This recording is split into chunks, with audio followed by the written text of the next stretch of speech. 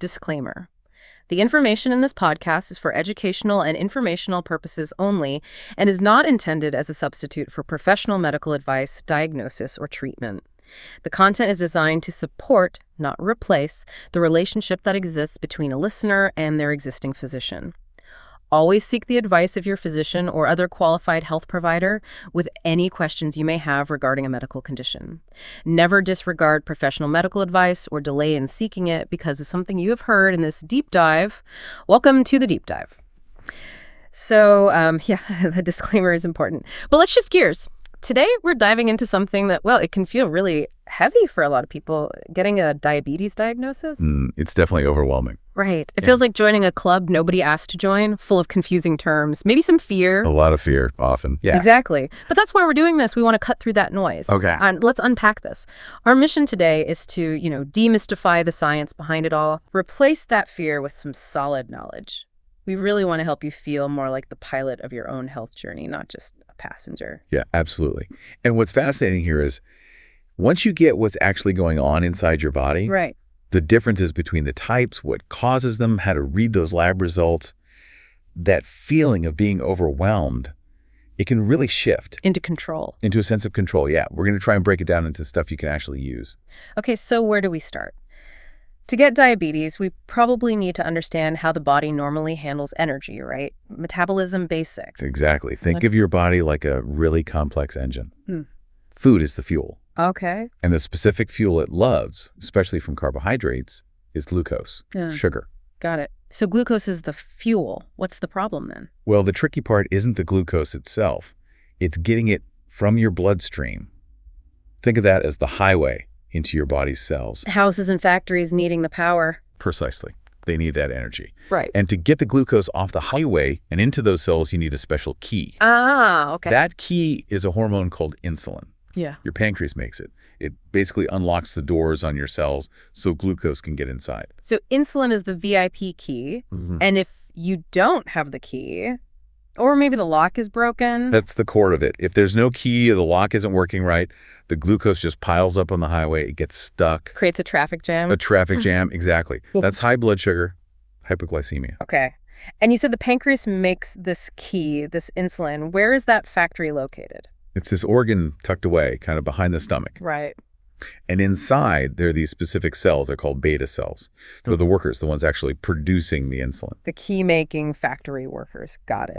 So that's the normal process. Engine, fuel, highway, keys, locks. Yep, the basic mechanics. But things can go wrong. That's where diabetes comes in. Let's talk about the different types. Type 1 first. Sure. Type 1 diabetes. You can think of this as the no keys problem. No keys at all. Pretty much. It's an autoimmune condition. That means your own immune system mistakenly attacks and destroys those beta cells in the pancreas. The key factory gets wrecked by your own body. Exactly. The factory's destroyed. So you end up with little to no insulin production, an absolute deficiency. And this is crucial. It's not about diet or lifestyle. Absolutely not. That's a really important point. It's an immune system issue.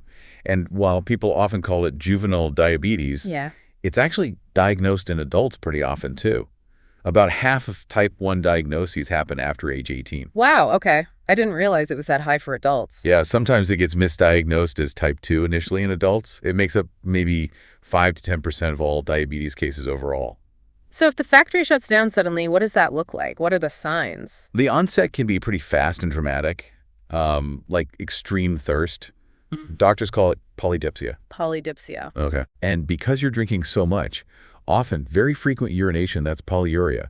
Your body's trying to flush out all that extra sugar in the blood. Makes sense. Then there's often extreme hunger polyphagia, because even though you're eating, the cells aren't getting the fuel. Because the glucose can't get in without the keys. Right. So you might see rapid, unexplained weight loss, plus just feeling exhausted, fatigued. Blurred vision is another common one, too. Okay, so that's type 1, the immune system destroying the key factory, but type 2 is much more common, isn't it? Like 95% of cases. Vast majority, yeah. And it's a different kind of problem, more like faulty locks. Faulty locks. How so? It's usually a two-part issue. First, the body's cells become resistant to the insulin that is there. So the keys exist? The keys exist, but the locks on the cell doors are sort of rusty. Yeah. They don't open easily when the key tries to turn them. Yeah. That's insulin resistance. Okay, resistance. And the second part? Well, because the locks are hard to open, the pancreas tries to compensate. Yeah. It works overtime, pumping out more and more insulin, trying to force those doors open. Trying to make more keys to jam the locks. Kind of, yeah. But over time, that factory can get worn out. It might eventually lose the ability to produce enough extra insulin to keep up with the resistance. So it starts with resistance and can end with the pancreas struggling too. Often, yes. That's a common progression. And type 2, I know there's a genetic link. It runs in families. Definitely a strong genetic component. But other things increase risk too, like family history is big, obviously. Getting older, say over 45. Certain ethnicities also have higher rates: African American, Hispanic Latino, American Indian, Asian American, Pacific Islander populations. And then there are lifestyle factors too, like not being very active or carrying extra weight, especially around the middle. Those contribute to the risk. So genetics loads the gun, maybe lifestyle pulls the trigger sometimes. That's one way people think about it, yeah. Yeah. It's complex, an interplay of factors. Okay. Then there's one more main type we should cover. Gestational diabetes happens during pregnancy. Correct. During pregnancy, the placenta produces hormones, and some of those hormones can actually interfere with the mother's insulin. Make her resistant, like in type 2. Exactly. It causes temporary insulin resistance. It affects maybe up to 10% of pregnancies here in the U.S. And it usually goes away after birth. Typically, yes. But, and this is really important, that's a big warning sign. For the future. Yes. Women who've had gestational diabetes have about a 50% chance, a coin flip basically, of developing type 2 diabetes within the next 5 or 10 years. Wow. So it's like a temporary stress test that reveals an underlying vulnerability. That's a great way to put it, yeah. Okay, so we have the types. No keys, type 1. Faulty locks, and maybe later fewer keys, type 2. And temporary faulty locks during pregnancy, gestational. Now, how do doctors actually figure this out? The diagnosis, the numbers. Right, the lab test. Understanding these really helps you see what the doctor is seeing inside your body. Let's start with the A1C. That seems to be a big one. Hemoglobin A1C. It is. It's super useful because it gives you the bigger picture, not just a single moment in time. How does it do that? Well, glucose in your blood tends to stick to stuff, including hemoglobin, which is the protein inside your red blood cells. Okay. And red blood cells live for about, 2 to 3 months. So the A1C test measures what percentage of your hemoglobin has glucose stuck to it. So it's like an average of how much sugar has been coating your red blood cells over the last few months. Exactly. It gives that 2-3 month average picture of your blood sugar control. And what are the numbers we should know? So normal is considered below 5.7%.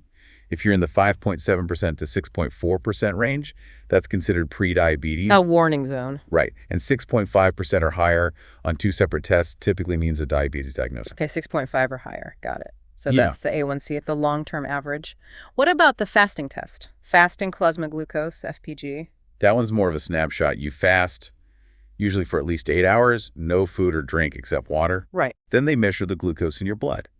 It tells you how much sugar your liver might be producing overnight when you're not eating. Ah, okay. And the numbers for that. Normal fasting glucose is 99 milligrams per deciliter, Yeah. GDL or lower. Okay. Prediabetes is 100 to 125 milli-GDL. And diabetes is diagnosed at 126 milli-GDL or higher, again, usually confirmed on a separate day. 126 or higher for fasting. Okay. A1C for the average, fasting for the snapshot. What about the OGTT, oral glucose tolerance test? Sounds intense. It's kind of like a stress test for your metabolism. How does it work? You drink this specific sugary drink after fasting, then they test your blood sugar 2 hours later. To see how well your body handles that big sugar load. Precisely. It shows how effectively your insulin is working to clear that glucose from your blood after a challenge. For diabetes, a result of 200 milli-GDL or higher at that 2-hour mark indicates diabetes. 200 or higher after the drink. Okay, so different tests giving different pieces of the puzzle. Exactly. They all help build the picture. This is super helpful, but with all this info, there's also a lot of misinformation out there. We should probably tackle some common myths. Oh, definitely. There are quite a few. What's one that really gets under your skin? The big one. Eating too much sugar causes diabetes. Yeah, hear that all the time. Right. And for type 1, it's just completely false. It's nothing to do with sugar intake. It's autoimmune. Okay. And for type 2? For type 2, it's more nuanced. A diet high in sugar and processed foods can contribute to weight gain. And weight gain is a risk factor. Exactly. But it's not a simple sugar diabetes equation. Mm-hmm. Genetics play a huge role. Lifestyle is complex. It's not just one thing. And blaming it solely on sugar is misleading and, frankly, unhelpful. It can lead to a lot of shame. Yeah, I can see that. Okay, here's another one I hear. Type 2 is the mild kind of diabetes. Ugh, that one is dangerous. Really dangerous. Why? Because there is no mild diabetes. None.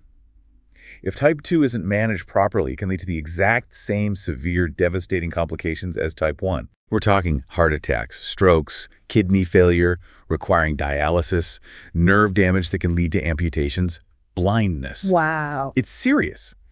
Thinking of it as mild makes people complacent, maybe not take their management as seriously as they should. That's a huge problem. All diabetes needs respect and consistent management. That's a really critical point. No such thing as mild diabetes. Okay, so we've covered a lot, the basics, the types, diagnosis myths. If someone listening has just been diagnosed, or maybe they're supporting someone who has, what are some immediate actionable things they can do? It can feel so overwhelming. It really can. First thing, just breathe. Okay. Breathe. Seriously, take a breath. Remember, this is a medical condition. It's not your fault. It's something you manage. It doesn't define who you are. Getting that perspective is key. Good advice. What else? Second, get a notebook. Just a simple notebook. As things pop into your head, questions, concerns, things you read, jot them down. Why the notebook? So you're prepared for your next doctor's appointment. Instead of feeling rushed or forgetting things, you have your list. It helps you have a more productive conversation and feel more in control. Smart. Okay, breathe, notebook, anything else. Yeah. Third, tell someone you trust. A spouse, a friend, a family member. You don't have to carry this diagnosis all by yourself. Don't go it alone. Exactly. Sharing it can make a huge difference. Support is incredibly important. Breathe, notebook, tell someone. Simple but powerful first steps. So what does this all mean? Wrapping this up, it feels like the core message is that understanding this stuff, it really is the first step to taking charge. Absolutely. Knowledge genuinely empowers you here. It moves you from feeling lost to feeling like you have a map. Puts you in the driver's seat, like we said at the start. Precisely. And this raises an important question for you, the listener, to think about moving forward.